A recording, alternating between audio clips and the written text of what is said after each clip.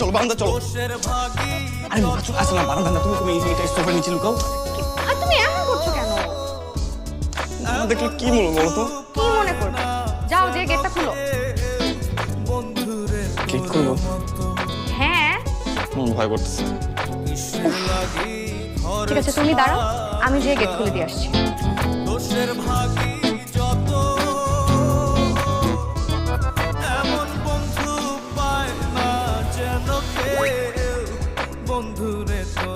Sorry, আমি মনে হয় ভুল করে অন্য ফ্লাইটে চলে এসেছি। না না আন্টি, আপনি ঠিক বাসায় এসেছেন। আসুন ভেতরে আসুন।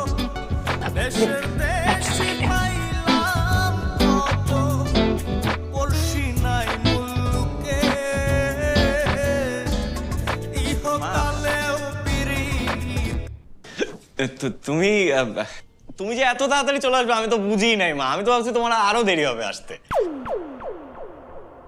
এই মেয়েটাকে?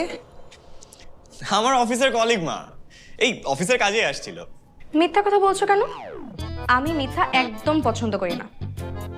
আন্টি, আমি ওর ফ্রেন্ড নীলিমা। ও আমাকে ফোন করে বললো যে বাসায় নাকি খাওয়ার কিছু নাই, তাই আমি নিজের হাতে ওর জন্য রান্না করিনি।